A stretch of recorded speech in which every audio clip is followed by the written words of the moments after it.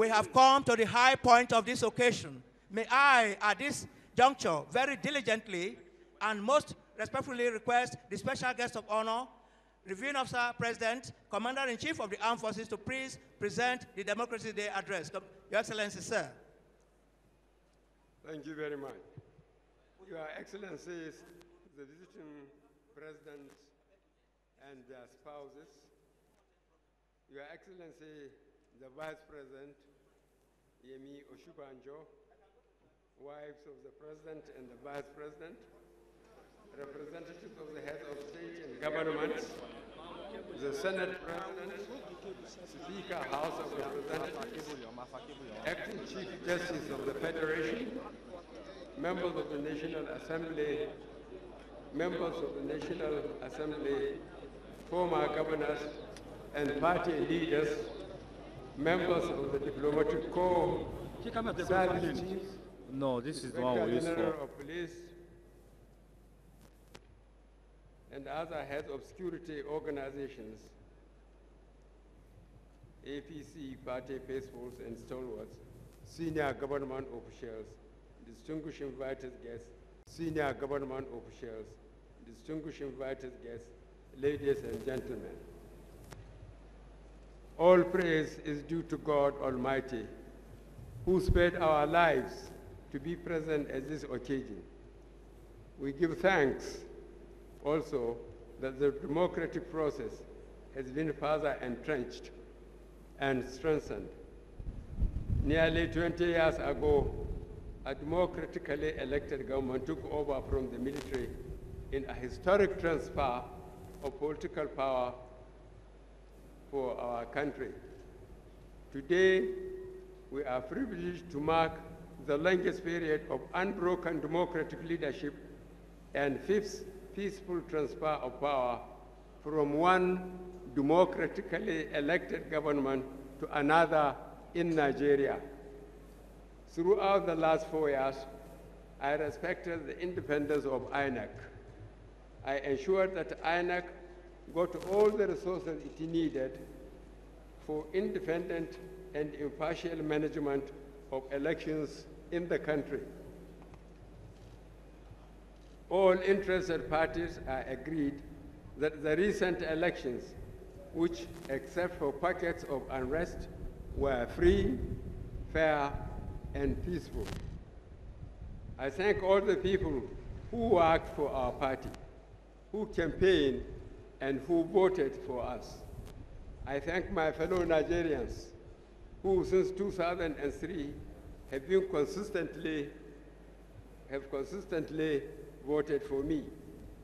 Victory is your greatest reward. Peace, unity, and greater prosperity will be our collective legacy. Your Excellencies, fellow Nigerians, I and the Nigerians collectively must give adequate thanks to our armed forces, police, and other law enforcement agencies who are working around the clock to protect us by putting themselves in harm's way and defending our values and protecting our future. Terrorism and insecurity are worldwide phenomena, and even the best policed countries are experiencing increasing incidents of unrest and are finding things hard to cope. The principal thrust of this new administration is to consolidate on the achievements of the last 4 years, correct the lapses inevitable in all human endeavors, and tackle the new challenges the country is faced with, and chart a bold plan for transforming Nigeria. Fellow Nigerians, I have had the privilege of free education from primary school to staff college to war college. I received my formative education in Katsina and Kaduna, and my higher education in England, India, and the United States. I have worked and served in Kaduna, Lagos, Abeokuta, Makadi, Port Harcourt, Maiduguri, Ibadan, Jos, and finally here in Abuja. Throughout my adult life, I have been a public servant. I have no other career but public service. I know no service but public service. I was involved at close quarters in the struggle to keep Nigeria one. I can therefore do no more than dedicate the rest of my life to work for the unity of Nigeria and the upliftment of Nigerians. In 2003, 2002 and 3 campaigns and elections, I traveled by road to 34 of the 36 states of the Federation. This year, I traveled by air to all 36 states of the Federation. Before enduring my time in the armed forces and in government, I have interacted with Nigerians of all ages and persuasions and different shades of opinion over a period of more than 50 years. And my firm belief is that our people, above all, want to live in peace and harmony with their fellow Nigerians. They desire opportunity to better themselves in a safe environment. Most of the instances of intercommunal and interreligious strife and violence were and still are as a result of sponsorship or incitements by ethnic, political, or religious leaders hoping to benefit by exploiting our divisions and fault lines, thereby weakening our country. And our country, Nigeria, is a great country. According to United Nations estimates, our population will rise to 411 million by 2050, making us the third most populous nation on earth, behind only China and India. We have water, arable land, forests, oil and gas, and vast quantities of solid minerals. We are blessed with an equable climate. However, the bulk of our real wealth lies in agriculture, livestock, forestry, and mining. We possess all the ingredients of a major economic power on the world stage. What we require is the will to get our acts together, and our strength is in our people, our youth, our culture, our resilience, our ability to succeed despite the odds. A huge responsibility before rests on this and succeeding administration to develop, harness, and fulfill our enormous potential into force to be reckoned with globally. Thus far, we Nigerians can be proud of our history since independence in 1960. We have contributed to United Nations peacekeeping responsibilities all over the world. We have stabilized Liberia, Sierra Leone, Ivory Coast, and 2 years ago, we prevented the Gambia from degenerating into anarchy. Without Nigerian influence and resources, the liberation of Angola, Mozambique, Namibia, Zimbabwe, and ultimately South Africa would have come at great cost. This fact has been attested by none other than the late Nelson Mandela himself. Elsewhere, Nigeria is the big brother to our neighbors. We are the shock absorber of the West African sub-region, the bulwark of ECOWAS and Lake Chad Basin Commission. We can therefore be proud to be Nigerians. We must continue to be good neighbors and good citizens. At home, we have been successful in forging a nation from different ethnicities and language groups. Our evolution and integration into one nation continues apace. When, therefore, we came to office in 2015, after a decade of struggle, we identified three cardinal and existential challenges our country faced and made them our campaign focus, namely security, economy, and fighting corruption. None but the most partisan will dispute that in the last 4 years, we have made solid progress in addressing these challenges. When I took the oath of office on 29th May 2015, insecurity reigned.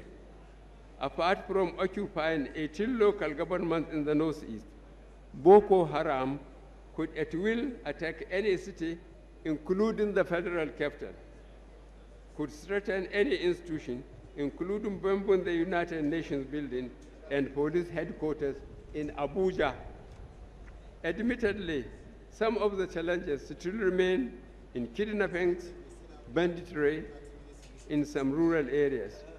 The great difference between 2015 and today is that we are meeting these challenges with much greater support to the security forces in terms of money, equipment, and improved local intelligence.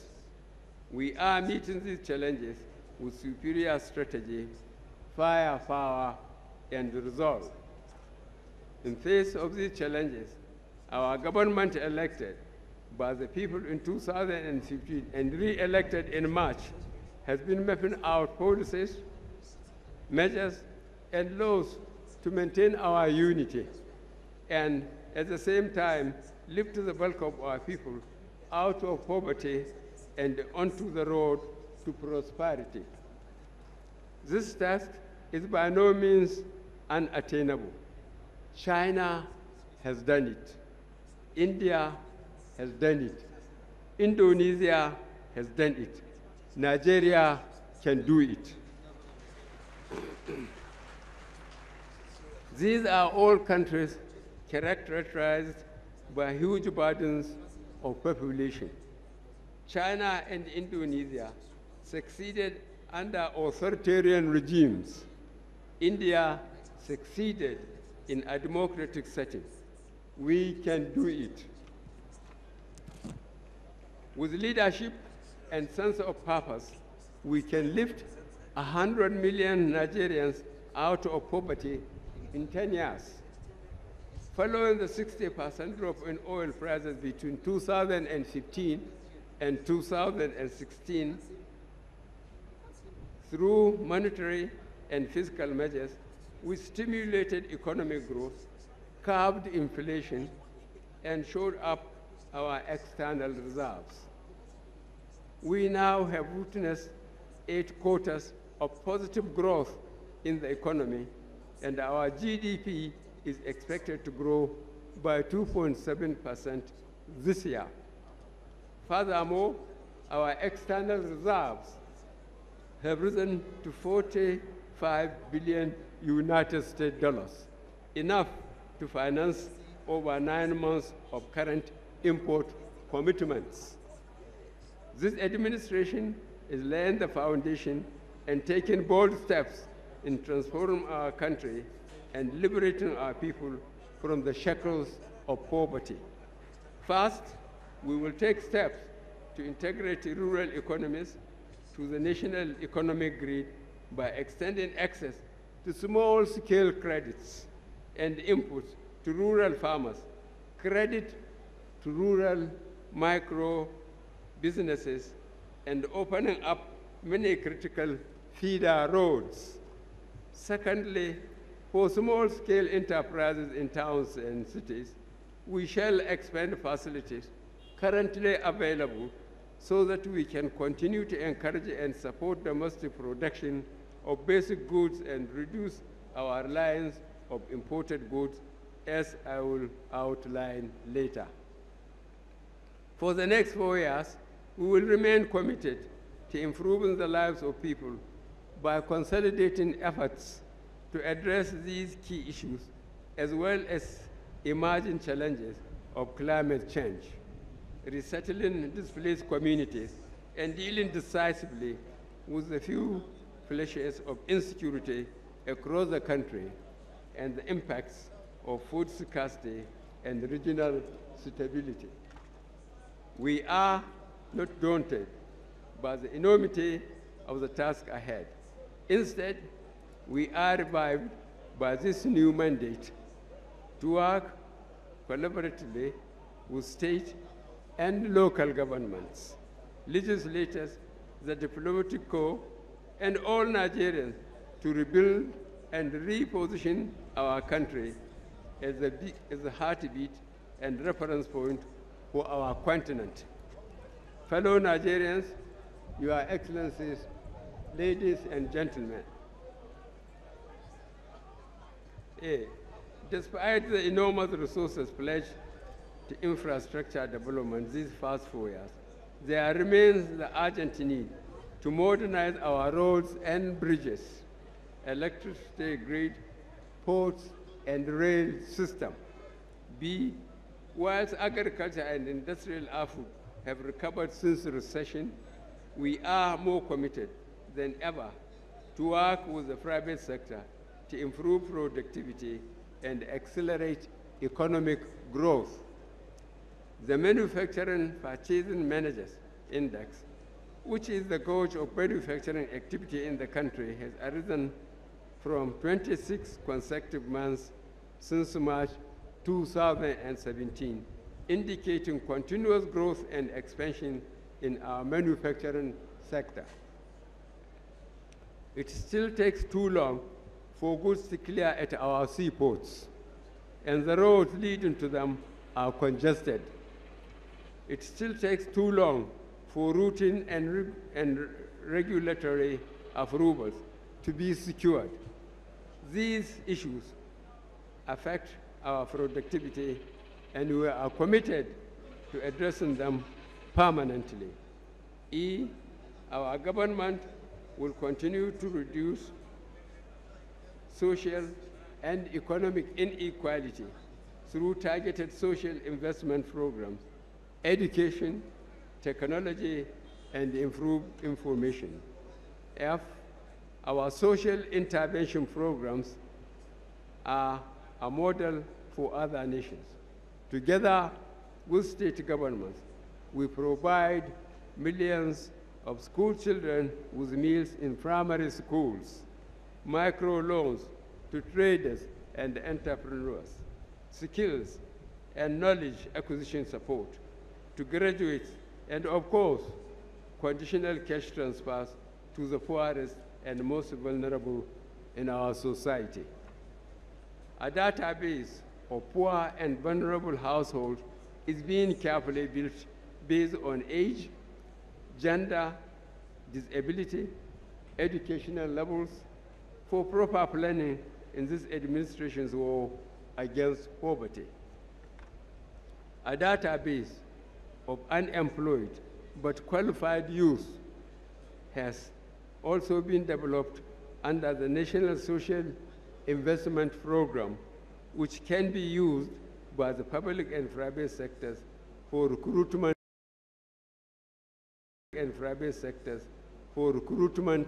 purposes. Cumulatively, nearly 2 million beneficiaries have received aid under this program, apart from Anchor's Borrowers Program and School Feeding Initiative, each reaching 2 million recipients. And we will do more, much more. Fellow Nigerians, Your Excellencies, ladies and gentlemen, we know that there exists a strong correlation between economic inequality and insecurity. When economic inequality rises, insecurity rises. But when we actively reduce inequality through investments in social and hard infrastructure, insecurity reduces.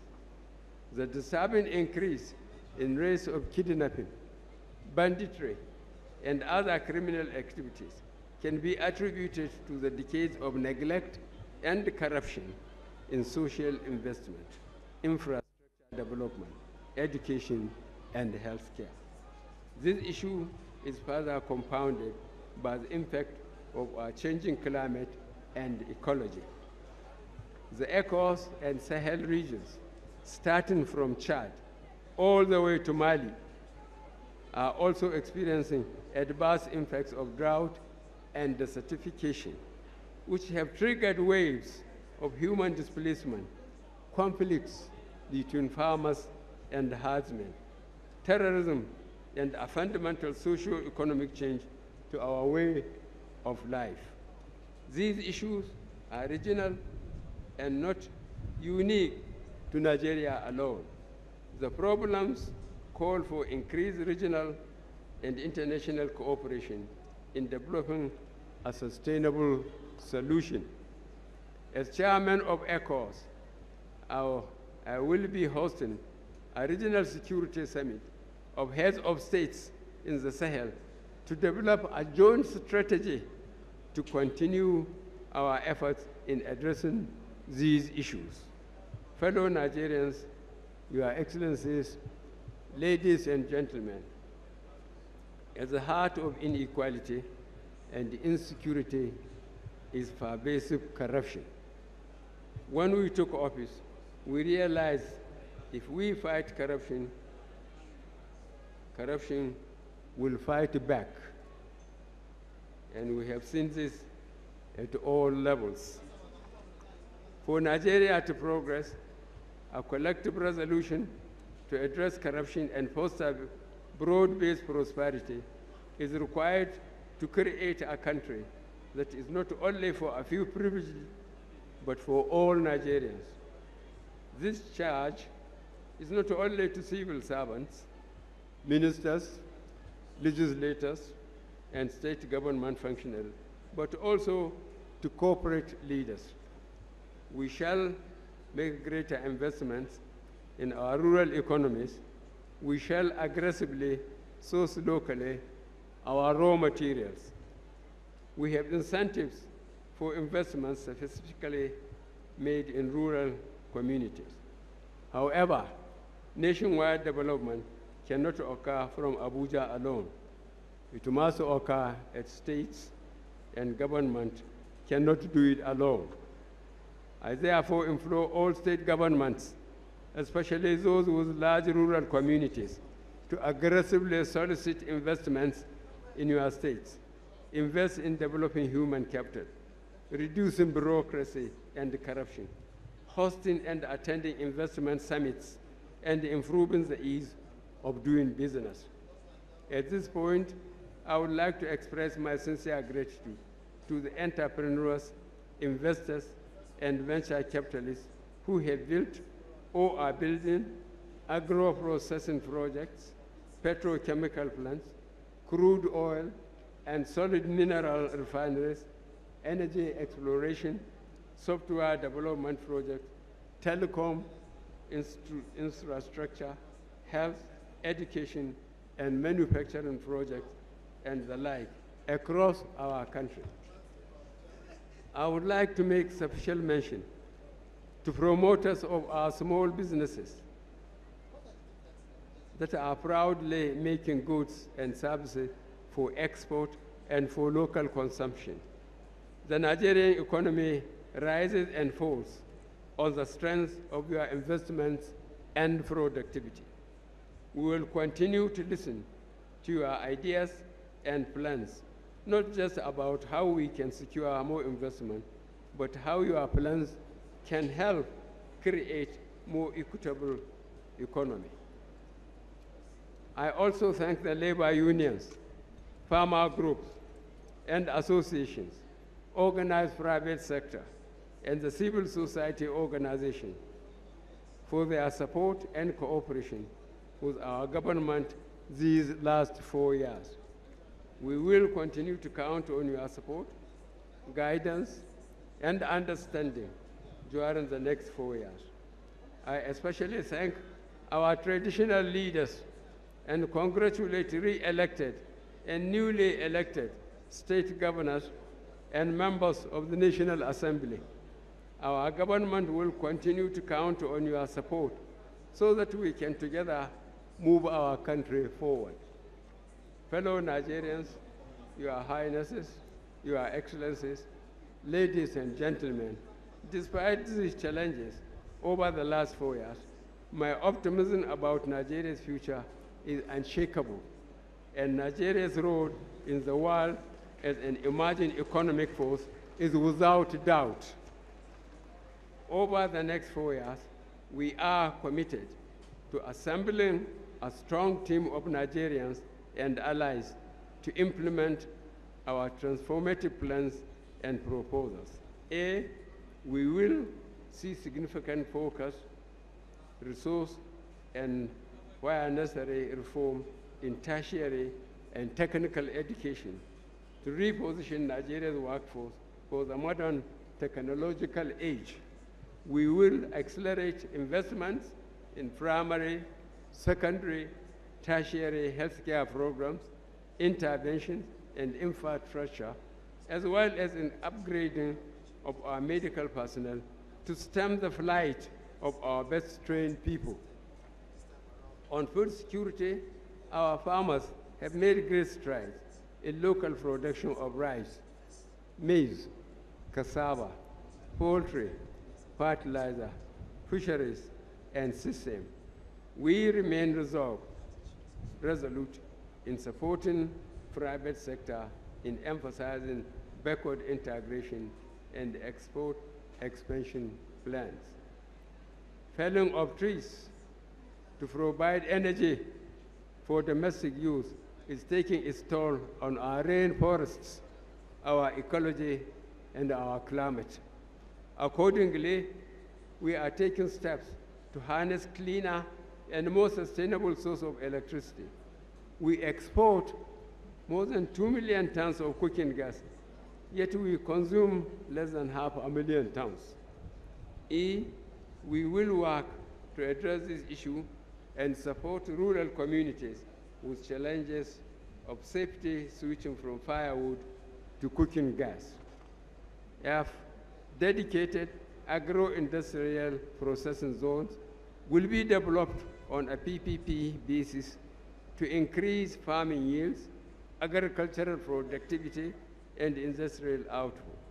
G, over 2,000 kilometers of ongoing federal road and bridge projects across the country will be completed to reduce journey times and the cost of doing business. As I mentioned earlier, critical feeder roads will be built to facilitate easier transportation for people and goods for rural areas to major roads. H, we are at the advanced stage of securing investment to modernize and expand our transmission and distribution infrastructure, ensuring that electricity is available and affordable for all Nigerians. Several rail, seaport, and airport projects are at various stages of completion. We will open the arteries of transportation nationwide. J, it is a fact that Nigeria has more gas reserves than it has oil. Over the last 4 years, we have become a net exporter of urea, which is made from natural gas. We invite investors to develop more natural gas-based petrochemical projects. K, fellow Nigerians, this government will not tolerate actions by any individual or groups of individuals who seek to attack our way of life or those who seek to corruptly enrich themselves at the expense of the rest of us. We will crack down on those who incite ordinary, innocent people to violence and unrest. We will ensure that such actions are met with a strong arm of the law. Nation building takes time, but we must take solace in the knowledge that this country, our country, has everything we require to make Nigeria prosper. Fellow Nigerians, Your Highnesses, Your Excellencies, ladies and gentlemen, I invite you to join me in this journey of rebuilding our nation. Our focus will not be to help the privileged few, but to ensure that Nigeria works for Nigerians of all persuasions. That is a more just arrangement. As we all know, correcting injustice is a prerequisite for peace and unity. As part of the process of healing and reconciliation, I approve the recognition of June 12 as Democracy Day and invested the late Chief Abiola and Babagana Kingibe with national honors, as I did with late Chief Gani Ferhemi. The purpose was to partially atone for the previous damage done in annulling the presidential elections of that year. Today, I propose the renaming of the Abuja National Stadium henceforth. It will be called Moshood Abiola National Stadium. In my first term, we put Nigeria back on its feet. We are working again despite a difficult environment in oil, on which we depend too much for our export. We encountered huge resistance from vested interests who do not want change, but change has come. We now must move to the next level. By the grace of God, I intend to keep oath I have taken today and to serve as president for all Nigerians. I thank you for attending this august occasion from far and near, and for all your best wishes to me, to our party, and to Nigeria. God bless us all. God bless the Federal Republic of Nigeria. He deserves a standing ovation, please. Thank you. The maiden Democracy Day address by the special guest of honor, Reviewing Officer, President Commander-in-Chief, His Excellency Muhammadu Buhari. Very elating, elaborate, and reassuring. Thank you.